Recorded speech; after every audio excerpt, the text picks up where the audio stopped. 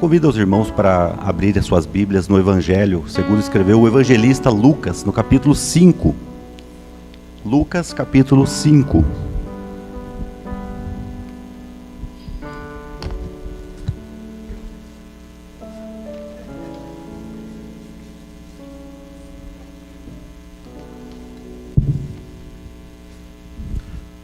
Sabemos que Lucas foi uma espécie de um historiador convertido após.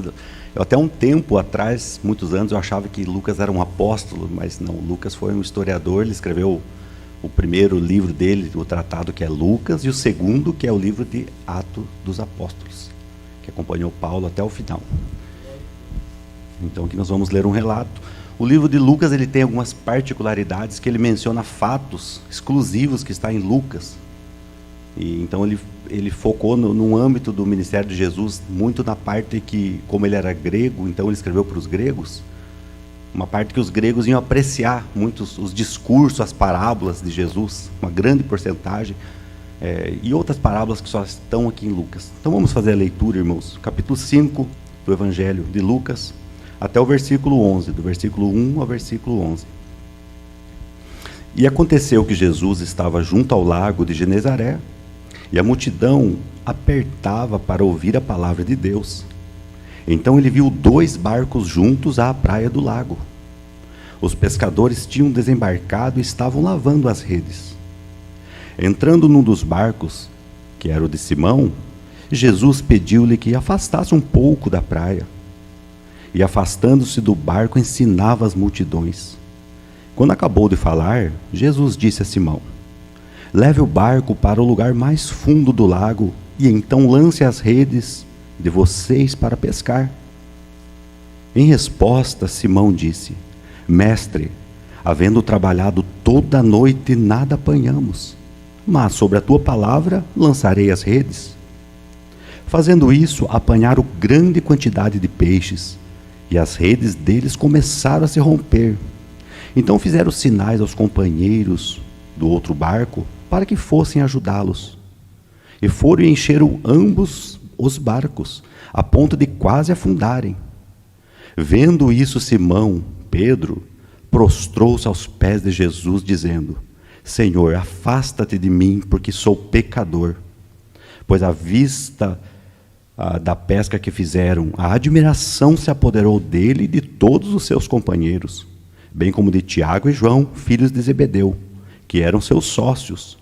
Então Jesus disse a Simão: não tenhas medo, de agora em diante você será pescador de gente. E arrastando ele os barcos para a praia, deixando tudo, o seguiram. Amém. Pastor, poderia orar para nós pela ministração, por favor? Senhor, mais uma vez, ó Deus, te louvamos e te agradecemos, ó Deus. Obrigado pela leitura da tua palavra, ó Deus, que é divina, é tremenda, Amém. É inspirado pelo teu Espírito. Amém. Abençoe-nos, ó Deus, através da ministração da mesma. Abençoe a vida do teu servo, pastor Paulo. Que ele, ó Deus, venha, ó Deus, ministrar de uma forma clara, ousada, abençoadora, trazendo ensino, doutrina, correção, ó Deus, revelação da parte do Senhor aos nossos corações. Nós oramos, ó Deus, entregando as nossas vidas, os nossos corações, as nossas necessidades em tuas mãos. No nome poderoso do Senhor Jesus. Amém. A igreja pode se assentar, por favor.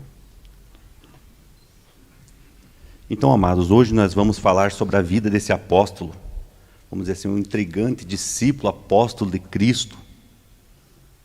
Vamos falar um pouco sobre quais as suas virtudes, as suas fraquezas, seus pontos fortes, fracos, as suas decisões, que nem sempre eram tão assertivas assim.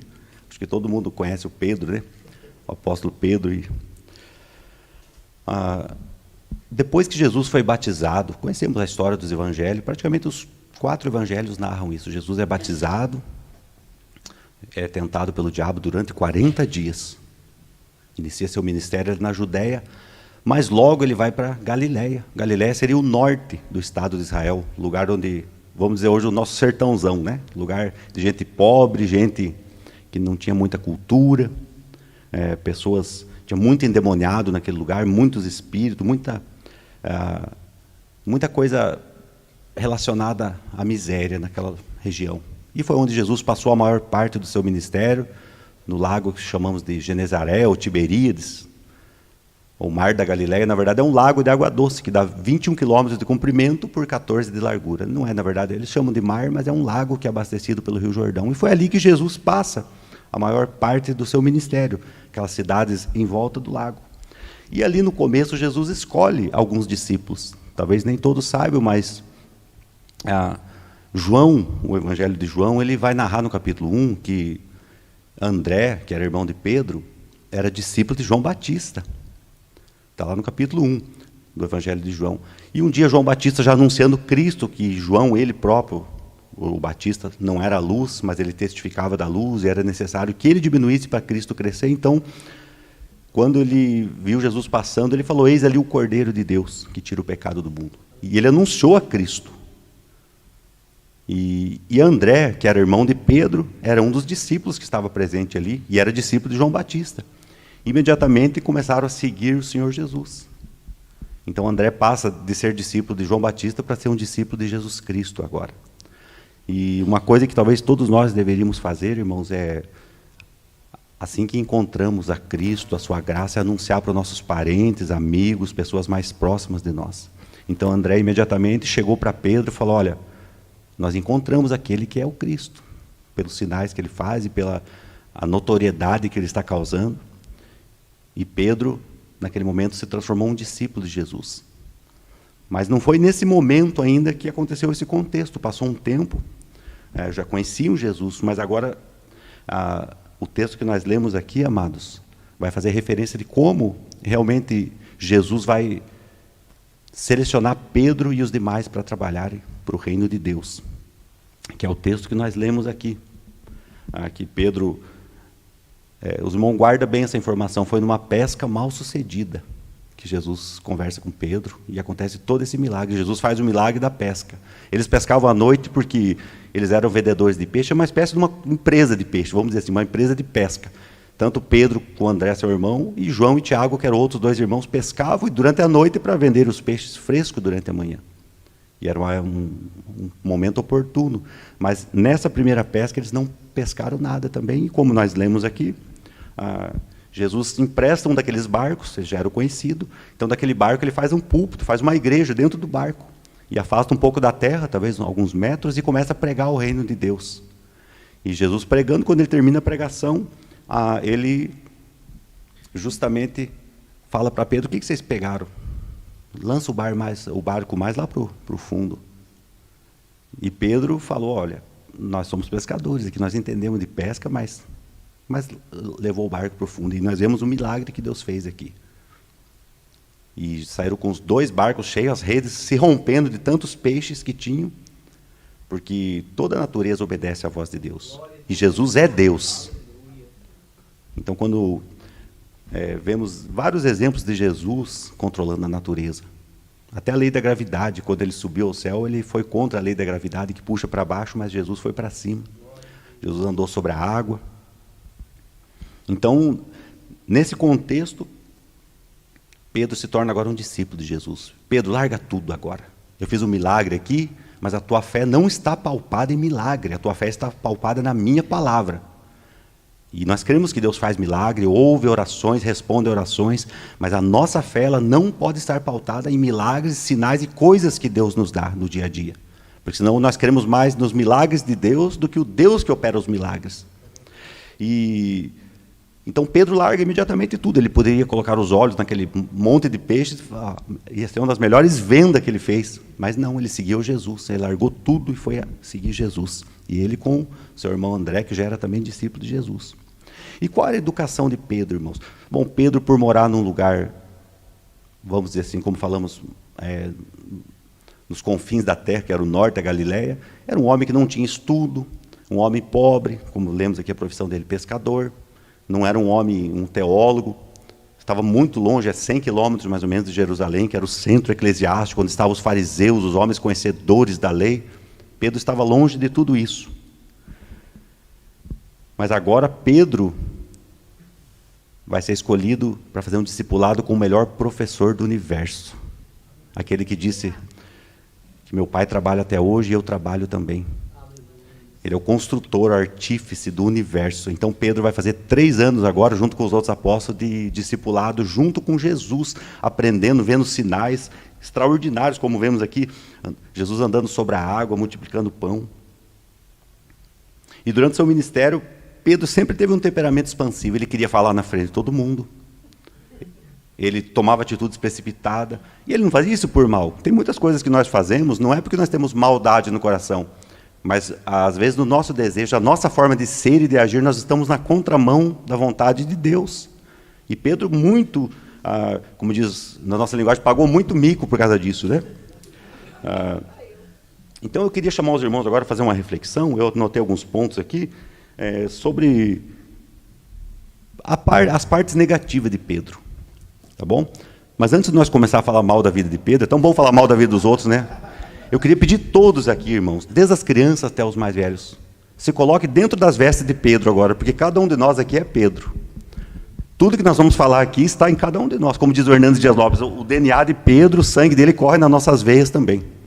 Então, para que ninguém fique olhando o defeito de Pedro, mas o que vai ser falado aqui está com todos nós, porque nós somos feitos da mesma essência que Pedro, barro, e nós habita o mesmo que habitava em Pedro, pecado por natureza. Nós temos o pecado em nós. Eu quero trazer 4 exemplos, às vezes, da solicitude excessiva de Pedro, da forma que ele agia e acabava não trazendo uma situação favorável. Quando Jesus aparece andando sobre as águas, eu creio que todos conhecem. É um milagre que está nos 4 evangelhos, né? Acho que só o de João que não está, a multiplicação está nos 4. Então todos viram Jesus ali, era entre 3 da manhã e 6 horas, e se assustaram por causa da tempestade. Jesus fala: sou eu, não tema. Então os outros, dá para entender que creram na palavra de Jesus. Pedro, se é você mesmo, se é o Senhor, deixa eu andar na água também.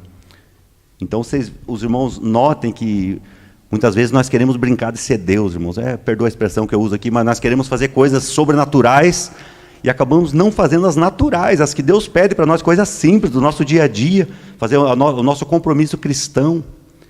E nós queremos coisas sobrenaturais, queremos flutuar, queremos ver coisas extraordinárias e acabamos deixando as coisas simples. Vou dar alguns exemplos.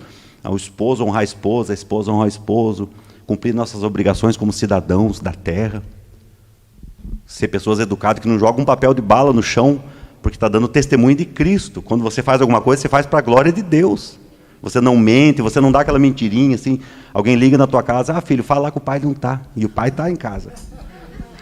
Então, às vezes, nós queremos coisas extraordinárias, né, irmãos? E deixamos coisas pequenas passarem, que fazem parte do nosso caráter cristão. Outro ponto, quando Jesus foi lavar os pés dos discípulos, vocês lembram lá em João 13?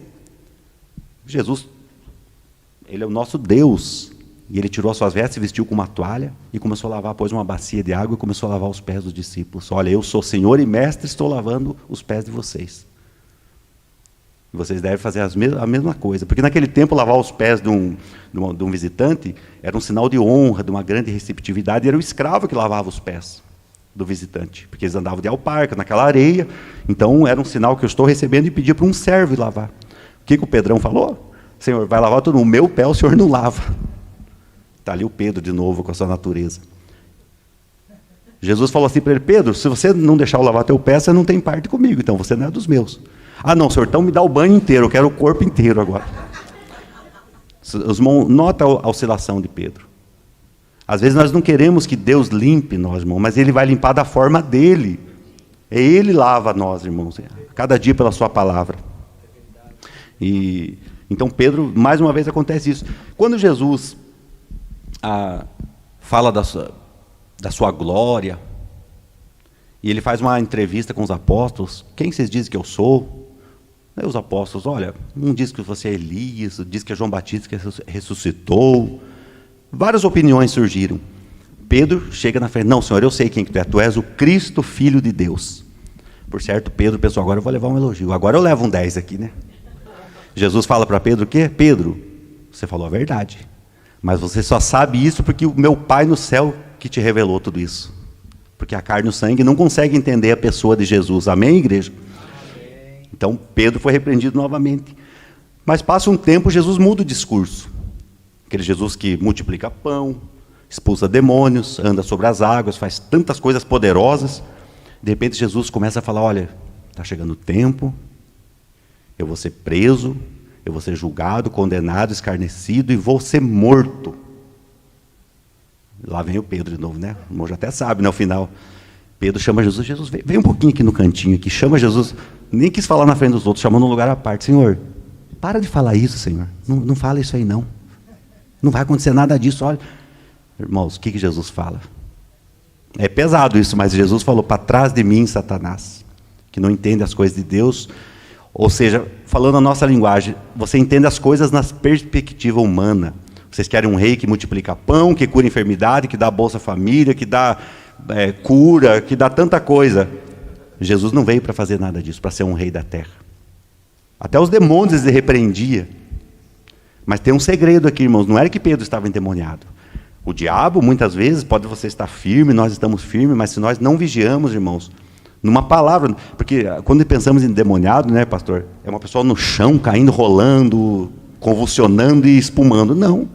Quando você nega a palavra de Deus e prega contra o que a Bíblia ensina, você está possuído pelo diabo.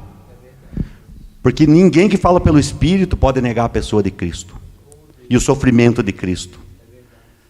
Mas Jesus não expulsou Pedro, Jesus expulsou o Satanás que estava em Pedro.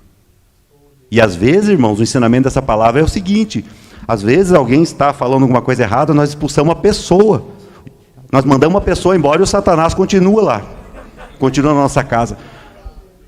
Os irmãos entendem? Nós temos que expulsar, irmãos, ter o discernimento de Deus através da Santa Escritura Sagrada. Ensinar, porque às vezes nós brigamos com pessoas e esquecemos que a nossa luta não é contra a carne e sangue, mas contra as hostes espirituais da maldade nos lugares celestiais em Cristo. Amém, igreja? E a última, mais um erro, eu separei 4 erros de Pedro. Quando Jesus é preso, Pedro estava com a espada, eles levaram 2 espadas, né? Porque tinha que cumprir o que Isaías profetizou, que Jesus foi encontrado com os malfeitores. Pedro logo arranca da espada e corta a orelha do soldado. Mal. E Jesus já tinha falado para ele que ele não era um rei dessa terra. E por sorte, Jesus pega a orelha daquele soldado, não sei se arrancou fora inteiro, mas Jesus cura na hora. Porque senão nós não teríamos 3 cruzes lá na crucificação, ia ter 4, que Pedro ia estar lá também. Porque ofender um oficial romano era um crime capital grave. Pedro estaria naquele dia crucificado também. E qual a lição que Deus traz para nós, amados? Fazer justiça com as próprias mãos. Isso o cristão não faz. E fazer justiça não é só matar, só pegar uma espada e cortar a orelha dos outros. É ira, é vingança, é tentar reagir quando fazem o mal para nós, irmãos. E o ensinamento do cristianismo, ele não é uma religião que se levanta contra a sociedade para querer impor coisas. Nós pregamos a verdade do Evangelho, porque através disso o nosso testemunho aparece. E eu queria convidar os irmãos agora também a refletir, por que alguém tão íntimo de Cristo, vejam bem, Pedro, ele viu tantas coisas bonitas, e além de ser um dos 12, quando Jesus destacava as situações mais importantes ainda, do que aqueles 12 viam, como subir no Monte da Transfiguração, ele pegou Pedro, João e Tiago. Ele era um dos 3 principais, na cura da filha de Jairo, da mulher que tinha fluxo de sangue, sempre ele estava presente nos principais eventos junto com Jesus. E como agora eu pergunto, e nós mesmos se perguntamos, como pode alguém tão íntimo de Cristo ver tantos milagres, ouvir tanto de perto a palavra de Cristo, cometer um pecado tão grande como negar Jesus, esfriar, praticamente a sua fé morrer?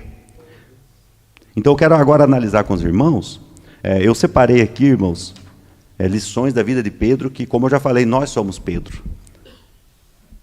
E eu acredito assim ser os erros principais que Pedro cometeu para ele ter esse deslize e chegar a negar Jesus. Vamos lá, irmãos. O primeiro dele é desatenção aos alertas de Deus. Bom, se vocês lerem, aqui no livro de Lucas mesmo, no capítulo 22, Jesus avisa Pedro, voltando naquele contexto, está chegando a minha hora, as trevas dominam, e Satanás pediu você para cirandar igual trigo, para peneirar você, Pedro. Jesus avisa Pedro, irmãos, mas eu já roguei a Deus para que quando isso acontecer, a tua fé não desfaleça. Irmãos, acha que Pedro colocou isso no seu coração? Ele não deu importância, irmãos. Ele menosprezou tanto a palavra de Jesus, que avisou que ia vir o mal sobre ele, quanto o poder do inimigo, porque o inimigo pediu. Lembra a história de Jó? Quando Deus permite, irmãos, se Deus não for por nós, nós não subsistimos, a força não vem de nós. Então Pedro, ele menospreza a palavra de Jesus e também a força que o adversário tem. E nós sabemos o final da história. Porque Pedro foi um dos que, quando Jesus falou que todos iam escandalizar dele naquela noite, Pedro olhou assim, por certo, para os 11, assim, Senhor, esses fracotes aí, eles vão negar, eu não, Senhor. Jesus, vocês vão escandalizar em mim. Pedro, eu vou com você até a morte. O desejo de Pedro é bom, muito bom.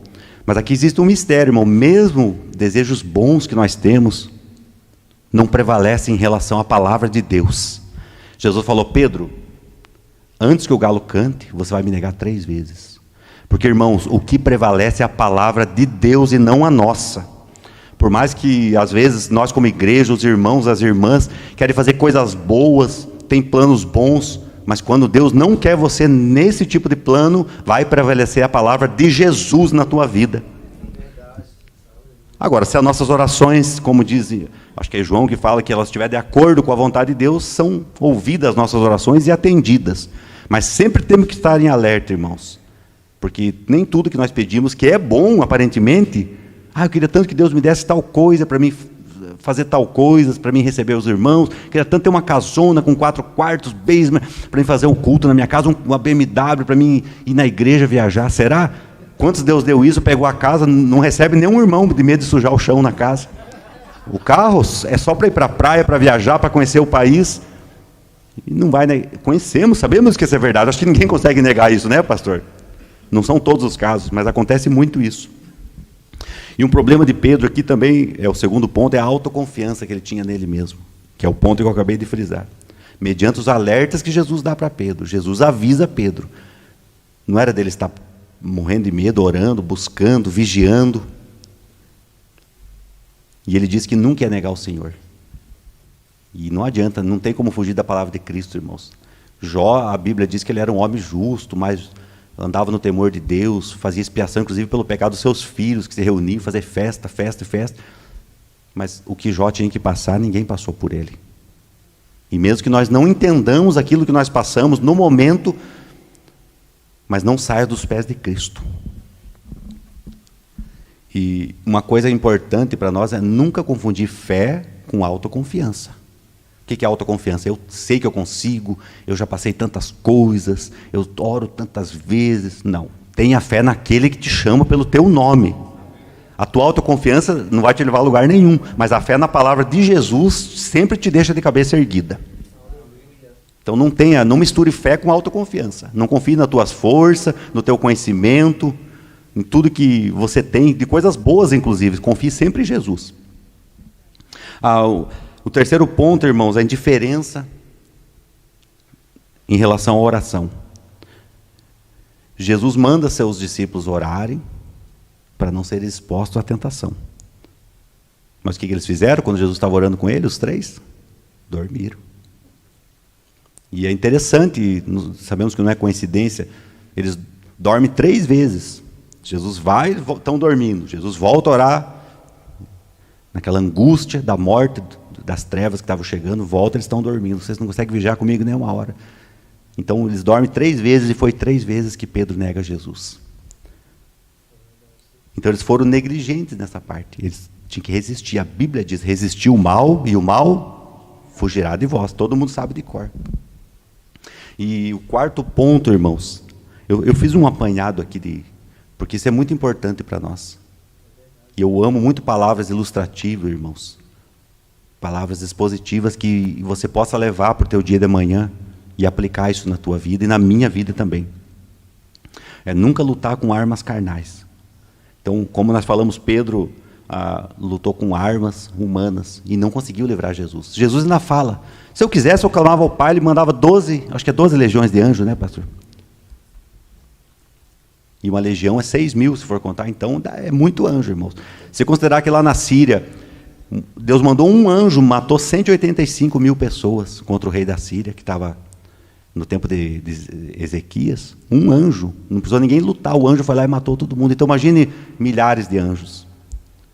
Pedro não tinha entendido que a nossa luta, irmãos, é contra nós mesmos, é contra o pecado que habita em nós e contra as hostes espirituais da maldade. Outro problema aqui é o distanciamento de Jesus. O que Pedro fez, irmãos? Aqui em Lucas 22, verso 54, e em Mateus também. Quando prende Jesus, aquele Pedro que diz que não negaria Jesus. Senhor, eu não te nego por nada. Agora, prendem Jesus, cadê Pedro? A Bíblia diz que estava olhando de longe, ele passou a acompanhar Jesus de longe. Na hora de multiplicar o pão estava pertinho, na hora de ver milagre estava pertinho, e na hora da provação está longe. E quantos de nós, queridos, que queremos se aproximar de Deus com alguma intenção de ser beneficiado de alguma coisa? E a palavra de Deus ensina, esteja perto de Deus pelo que Ele é e não pelo que Ele faz para você. E nós estamos vendo uma geração de crentes, o evangelho nunca foi tão envergonhado, irmãos, por causa do neopentecostalismo, bênção, vitória, prosperidade. Deus é da prosperidade, mas Ele não te promete isso, Ele te promete a vida eterna. E Ele te promete ser um cidadão do céu. Nós temos 2 endereços, irmão. Nós somos cidadão na terra, moramos em Lô, o outro mora em outra cidade, no Brasil, mas nós temos um endereço no céu também. Então, nunca sirva a Deus com interesse. E não ande em volta de Jesus, ande junto com o grupo que Ele está. Aonde está a reunião cristã, aonde tem louvores, aonde tem glória, coisas que glorificam a Deus, esteja no meio. Agora, a nossa própria carnalidade tem a tendência natural de buscarmos coisas que vão atender os nossos anseios humanos. E é nisso que muitos estão caindo. E o evangelho tem sido, vou dizer para os irmãos, envergonhado, irmãos.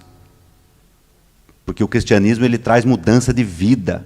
O cristianismo, ele faz o homem ser homem de verdade, ser o chefe da casa, ser o provedor da casa. O cristianismo ensina nós criarmos filhos nos caminhos de Deus e não largar no compromisso da escola e do Estado. O compromisso cristão é você que tem de criar teus filhos. No cristianismo dá essa opção para ele. Se quando ele crescer ele não escolher, é problema dele, mas você tem esse compromisso. É isso que o cristianismo traz para nós. Formar cidadãos do bem, irmãos. Que não chega atrasado no trabalho, que ele procura ser o melhor funcionário, porque para a glória de Deus.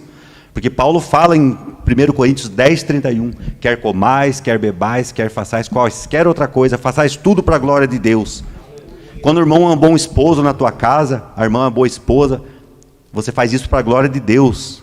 Quando você é um bom funcionário, que não faz as coisas como ouvimos o irmão falar, só na frente do patrão, e quando o patrão vira as costas, vira aquela baderna, você faz isso para a glória de Deus, e não por aparência. E por último, irmãos, eu quero enfatizar aqui, o que Pedro fez um erro muito grave, que muitos de nós fazemos também. Pedro se entrega à acusação, e ao remorso, e não ao arrependimento genuíno. Eu vou dar um exemplo para os irmãos do Velho Testamento. Caim mata seu irmão Abel. Quando Deus fala para Caim, Caim, cadê teu irmão Abel? Os irmãos lembram a resposta? Eu sou babá do meu irmão, eu sou babysitter do meu irmão, eu sou cuidador do meu irmão. Eu não sei, Senhor. Foi mal educado com Deus. E Deus fala para Caim, você matou teu irmão, porque o sangue dele clama desde a terra. Caim se arrependeu, irmãos? Ele falou, não, Senhor, mas meu pecado é maior do que possa ser perdoado. Ele não entendeu o sentido de perdão, em nenhum minuto ele se arrependeu, ele sentiu remorso, mas não se arrependeu. E tivemos quantos outros, o próprio Saul, quando pecou, também não se arrependeu.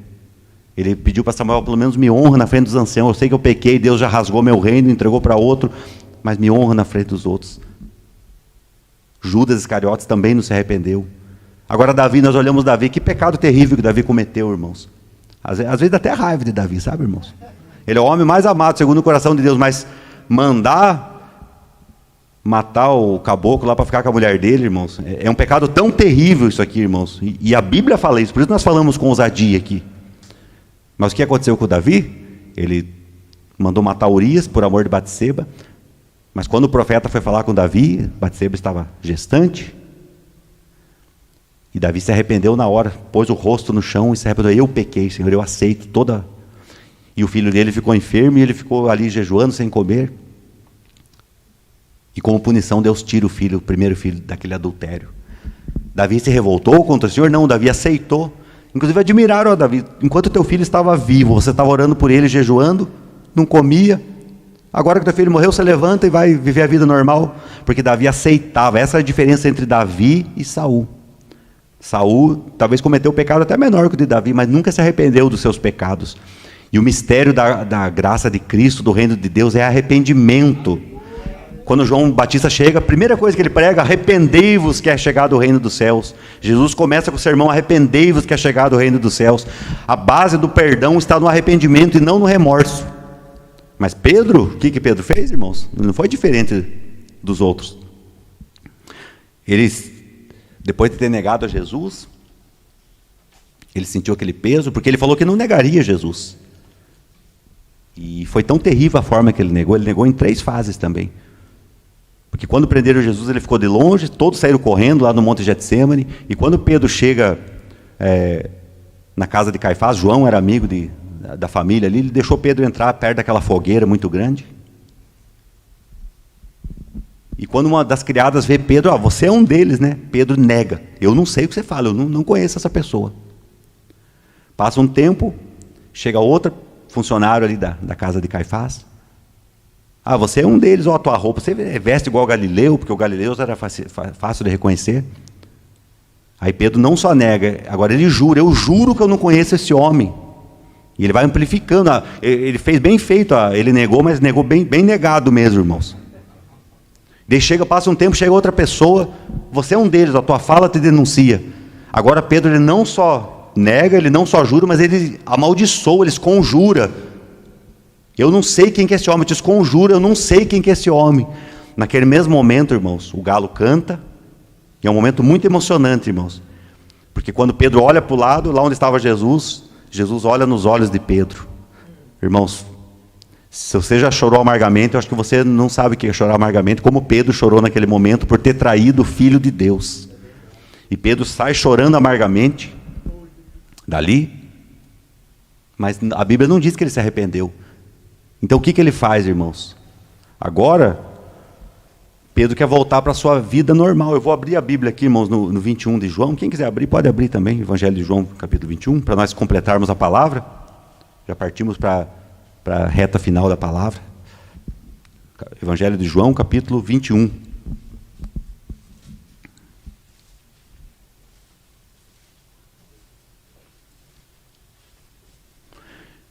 Então agora João volta para Galileia, e olha, ele pegou um Uber ali, foi rapidinho, né? 100 km de Uber, acho que deve ser uns 40 minutos, não, ele foi de a pé, 100 km de a pé, algumas horas. Eu imagino que cada passo que Pedro dava era uma fisgada na sua consciência por ter traído Jesus. E a prova que ele não se arrependeu é essa daqui, irmãos. Vamos ler João 21. Depois disso, Jesus manifestou-se outra vez aos discípulos junto ao mar de Tiberíades. Foi assim que ele se manifestou, estando juntos Simão, Pedro, Tomé, chamado Dídimo, Natanael, que era de Caná da Galileia, os filhos de Zebedeu, e mais 2 discípulos de Jesus. Simão Pedro disse aos outros: vou pescar. E os outros responderam: nós vamos com você também. Vocês deixam a Bíblia aberta um pouquinho aí. Vocês lembram da primeira pesca? Que não tinha dado nada? E que Pedro também nega Jesus na frente de uma fogueira lá na casa de Caifás. Estava frio, quando ele nega, era uma grande fogueira. E Pedro volta agora para Galileia, por certa pessoa: já perdi tudo, a minha fé acabou. Por mais que Pedro andou 3 anos com Jesus, ele não entendeu que a graça depende tudo de Deus e nada do homem. Nós, que depende de nós, aceitar o convite do Evangelho. Mas Pedro ainda ele se sentia autossuficiente, porque ele não se sentiu perdoado.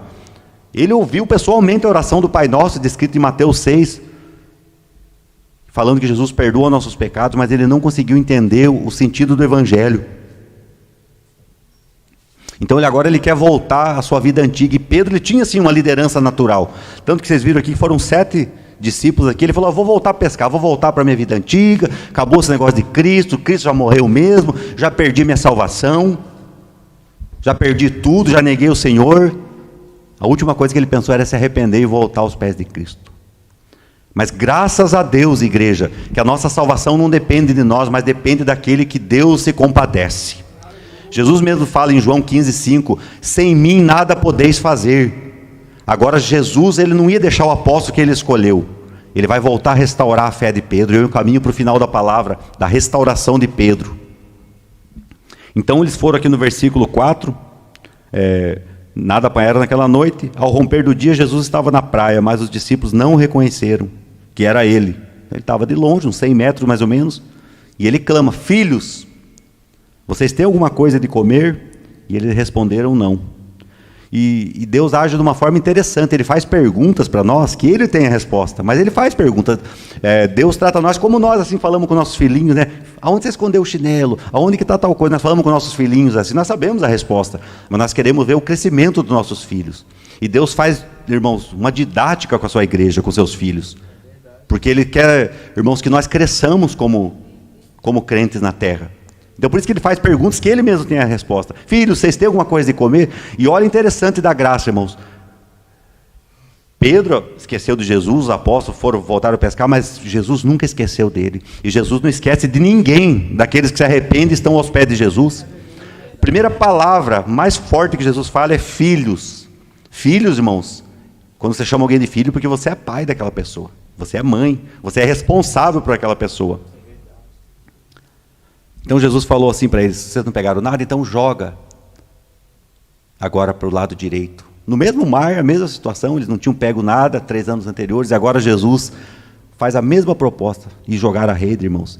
E aqui até a Bíblia dá um número: 153 grandes peixes saíram dali.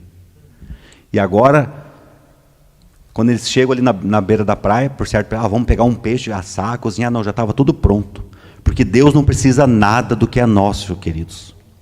Deus, ele tem tudo que nós precisamos. O que ele quer de nós é obediência à sua palavra, é que nós andamos nos caminhos de Deus, que arrependamos a cada dia dos nossos pecados, que arrependimento de pecado não é só no batismo, quando você aceita Jesus, é todo dia, porque não há quem não peque, queridos. Se arrependa todos os dias, volte sempre aos pés de Jesus, que sempre vai ter o peixe e o pão na brasa para você comer. Então eles arrastaram os 153 grandes peixes, e Jesus fala: venham comer, está pronto o alimento. Porque é Deus que providencia o alimento para nós. E nenhum dos discípulos perguntava quem ele é. Agora no versículo 15, então tendo eles comido, e Jesus saciou as necessidades materiais dele também, pescando a noite inteira. Porque nós não servimos a Deus em troca de nada, mas ele cuida de nós, queridos.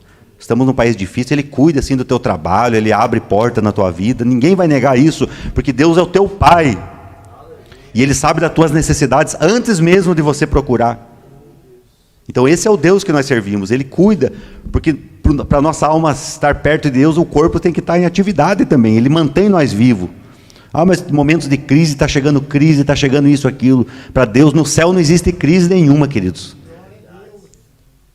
E é o Deus que fez o céu e a terra, que cuida de cada um, de cada família, de cada um que está assistindo essa live. Deus tem poder para cuidar de você, da tua família, de prover aquilo que você tem necessidade. Mas busca primeiro o reino dos céus. Esse é o segredo do crente, irmãos. Porque quando nós começamos a buscar Deus por interesse, o dia que nós não recebemos aquilo que estamos buscando, a nossa fé vai por água abaixo.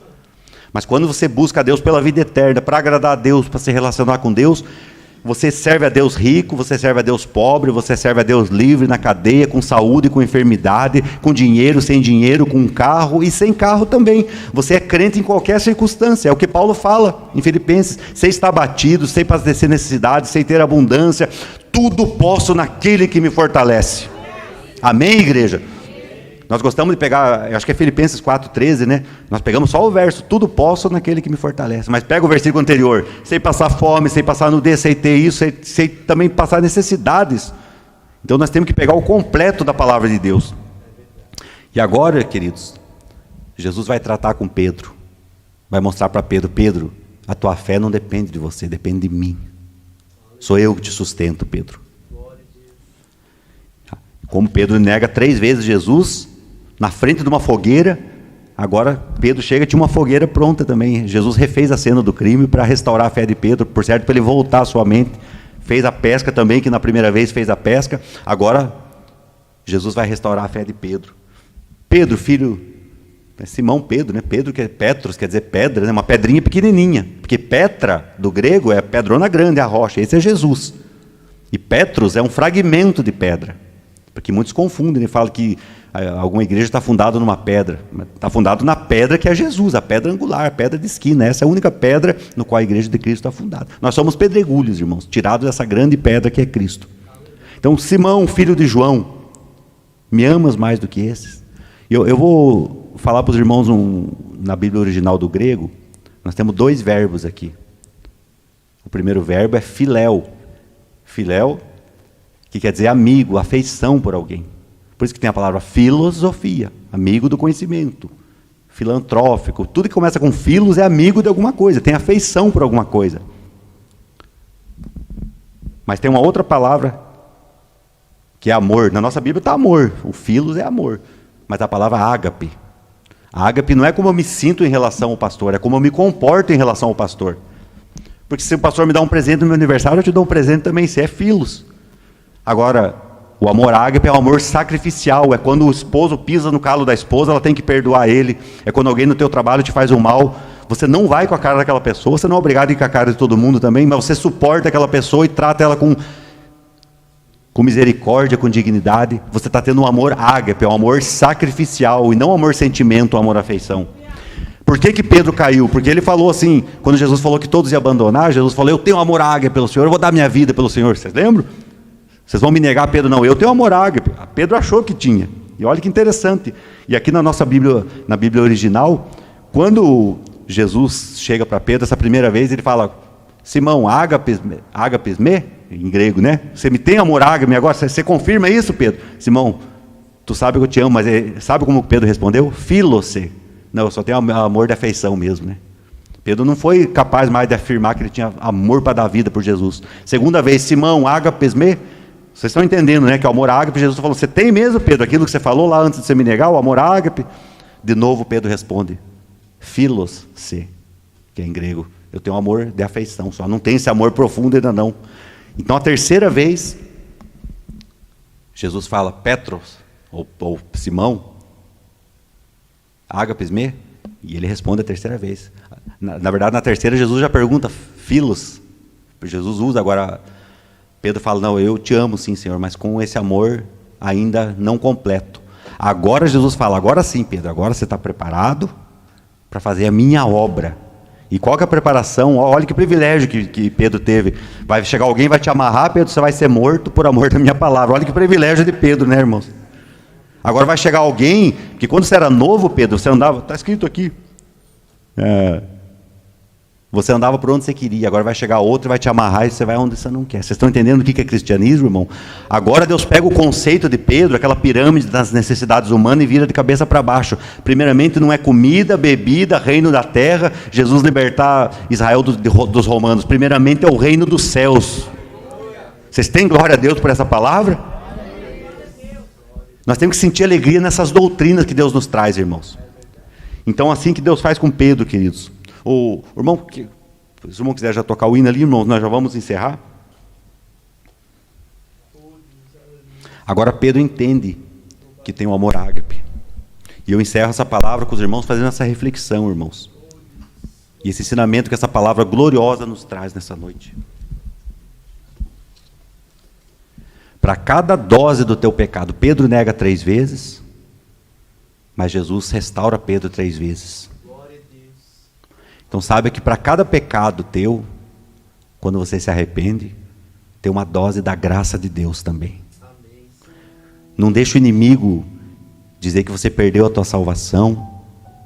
E nem pense que você blasfemou contra o Espírito Santo. Se você blasfemasse, você não estaria aqui. Porque aquele que blasfema contra o Espírito Santo não é fazer uma crítica pontual ou alguma coisa. É de forma irreversível se afastar dos pés de Jesus. O próprio Pedro não blasfemou contra o Espírito Santo. Eu convido a igreja a se levantar, irmão, para nós orarmos a Deus. E que você medite nessa palavra. Que através dos erros de Pedro, Deus trouxe ensinamentos tão gloriosos para nós. E que sempre que você estiver achando que a tua fé não existe mais, sabe que a tua fé, assim como a fé de Pedro, dependeu 100% do amor de Jesus. E é esse Jesus que fez a promessa, eis que estou convosco até a consumação dos séculos.